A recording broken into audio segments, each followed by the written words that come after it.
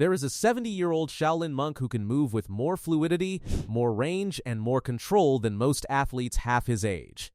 No surgery, no supplements, no physical therapy, no foam rolling routine he found on YouTube. Just 6 movements, practiced daily, refined over 15 centuries of continuous tradition. Here's what makes that worth paying attention to. Shaolin monks don't just maintain their mobility as they age, they deepen it. The senior monks, the ones who have been training for 50 or 60 years, often move better than the younger students. More range, more control, more ease. That is the opposite of what most people experience. Most people's bodies get progressively more restricted, more painful, and more limited with each passing decade. They accept this as aging. They manage symptoms. They adjust expectations. The Shaolin tradition suggests something different, that what we call aging is largely the accumulated consequence of movement we stopped doing, and that the body, given the right input, will respond at any age. 6 stretches, 15 minutes. Here is exactly what they are, why each one works, and what the research says about how fast you can expect to feel the difference. Set 1. The cat-cow spine wave. Start here, and don't underestimate this one because you recognize it. Out of everything on this list, this is the movement people come back to report changed something almost overnight. Get on all fours. Hands directly under shoulders, knees directly under hips. On a slow inhale, let your belly drop toward the floor, lift your chest, and raise your tailbone toward the ceiling. This is cow, an open extended spine. On a slow exhale, reverse it completely. Round your entire spine toward the ceiling, tuck your chin to your chest, and draw your tailbone under. This is cat, a fully flexed spine. Move between the two with complete control. 1 full breath per position. 10 cycles. On each one, find a little more range than the last. Here's what's actually happening while you do it. Your thoracic spine, the 12 vertebrae running through your mid and upper back, is the most chronically neglected region of the modern human body.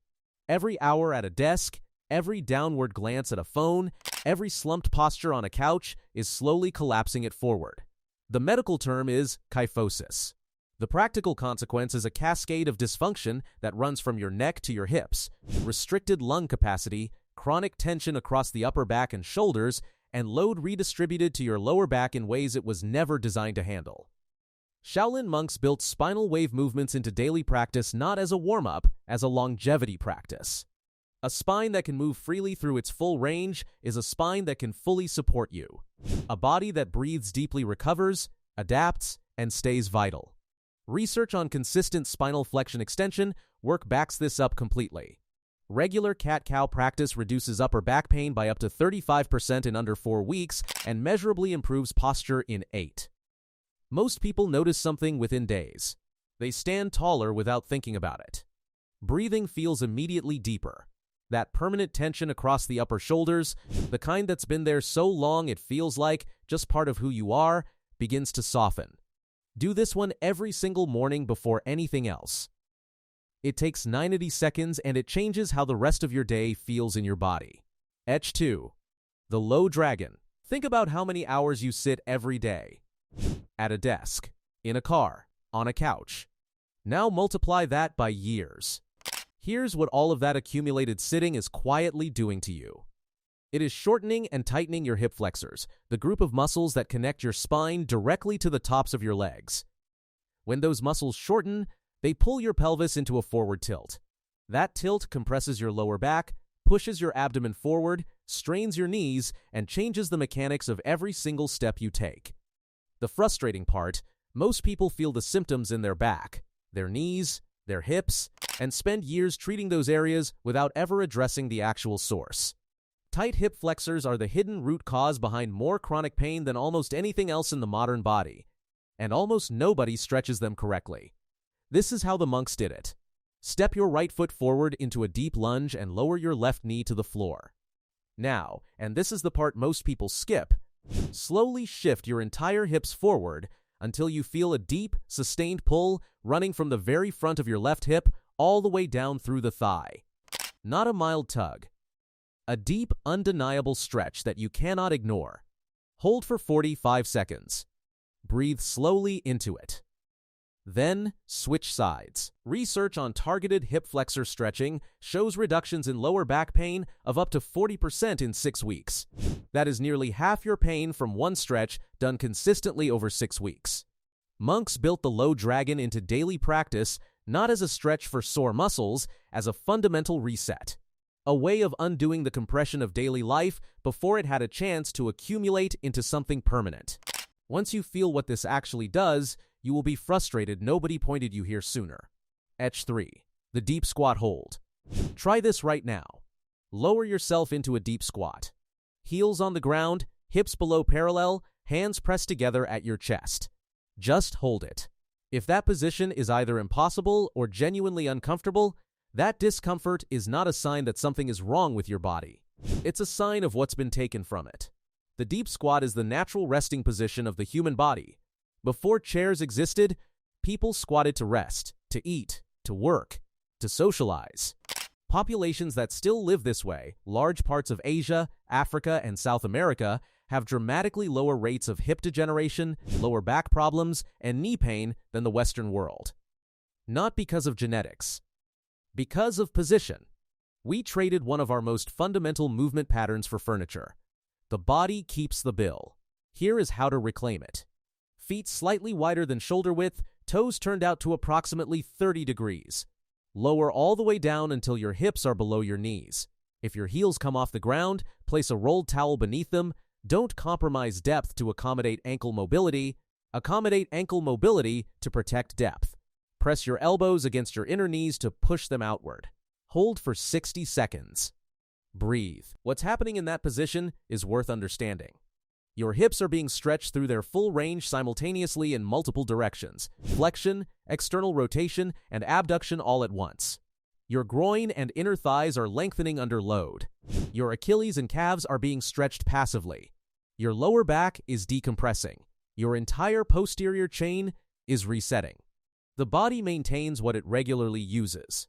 Stop squatting and the squat disappears. Practice it daily, and it returns faster than you would expect.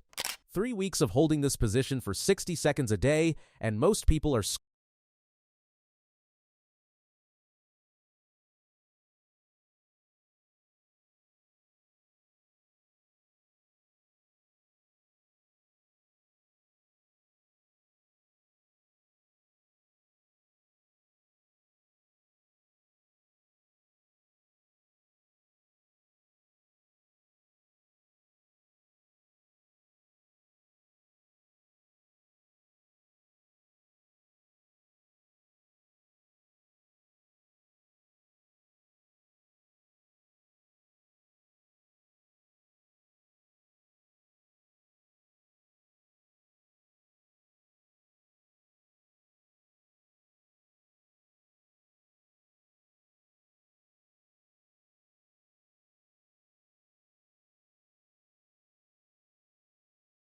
of only stretching in one direction absurd. Here's how to do it. Stand with your feet significantly wider than shoulder width, roughly twice your normal stance. Shift your weight over your right foot and slowly lower your hips down toward your right heel while your left leg extends straight out to the side. Left foot flexed with toes pointing toward the ceiling. Pause at the bottom for 1 full breath. Then slowly shift and lower to the left. That is 1 repetition. Do 10. Slow throughout. This one will feel awkward the first time, possibly the first week. Your inner thighs will immediately communicate exactly how much range of motion you have lost in the lateral plane. Every repetition is closing that gap. The cossack stretch simultaneously lengthens the groin and inner thigh of the extended leg, loads the hip and glute of the working side through a full range, and demands ankle mobility and balance from both legs at once. It is the highest return lateral mobility exercise that exists, and it is almost completely absent from mainstream fitness programming. Etch 5. The spinal twist. You are reversing your car. You turn to look over your right shoulder, a movement you have done 10,000 times. But somewhere along the way, it stopped feeling quite as easy. There is a catch, a limitation, maybe a little discomfort. You don't think much of it. You just turn your whole body a bit more to compensate. That compensation is your body quietly redistributing a movement demand it can no longer meet at the source. And every time it does that, the original mobility loss deepens slightly and the compensation becomes more ingrained. That is not aging. That is lost thoracic rotation. And the spinal twist is exactly how you recover it. Sit tall on the floor with your legs extended. Bend your right knee and cross it over your left leg, placing your right foot flat on the floor outside your left knee. Place your left elbow against the outside of your right knee and use it as leverage to rotate your entire upper body to the right as far as you can comfortably go. Right hand on the floor behind you for support. Hold for 45 seconds, breathing deeply, trying to rotate a little further with each exhale. Then, switch sides.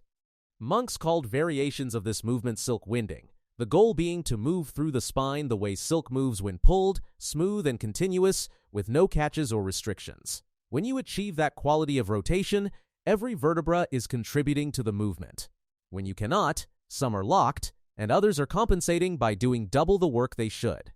The downstream effects of restricted thoracic rotation are larger than most people realize. It shows up as neck pain, shoulder impingement, lower back tweaks, and deteriorating posture. Treating any of those without addressing the rotation is treating the symptom while leaving the cause intact.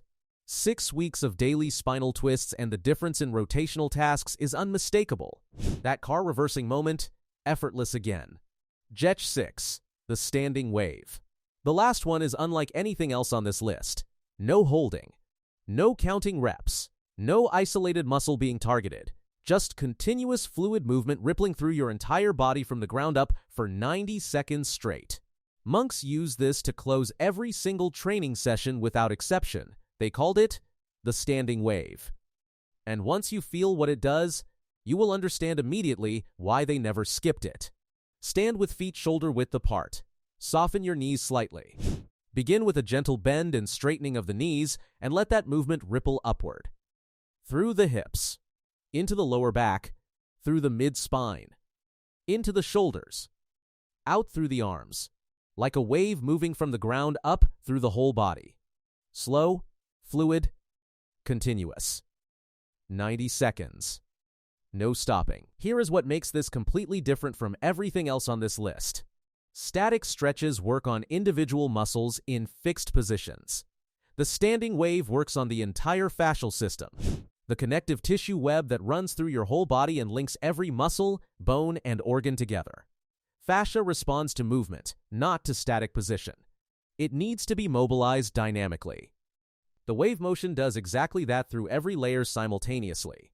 It also does something that took Western sports science decades to fully understand. The rhythmic, full-body movement activates the parasympathetic nervous system, reduces cortisol, and sends a signal of safety through the entire body. And that signal, that neurological shift from tension to ease, is what allows the mobility gains from every other stretch on this list to consolidate rather than being guarded against again the next day. Do the standing wave at the end of this routine every single time. Do it after 2 hours at a desk. Do it when your body feels locked and you have only 90 seconds to spare. You will feel like a different person on the other side of it. 6 stretches, 15 minutes, 3 to 4 times per week. Cat-cow spine wave, 10 slow cycles, 1 breath per position, finding more range with each rep. Low dragon, 45 seconds each side, hips shifted fully forward throughout. Deep squat hold, 60 seconds, elbows pressing knees wide, heels grounded. Cossack stretch, 10 slow reps, full pause at the bottom on each side. Spinal twist, 45 seconds each side. A little deeper on every exhale. Standing wave, 90 seconds, full body, no rushing. 2 weeks in, you will feel it before you even get out of bed in the morning. A month in, people around you will notice something has changed before you say a word about it. Here is the truth about mobility that nobody tells you clearly enough. You do not lose it because you get older. You lose it because you stop asking your body to use it. The body is ruthlessly efficient. It eliminates what you don't demand of it. These 6 stretches are how you start demanding it back. Shaolin monks did not have a secret. They just moved every single day with intention for 1,500 years.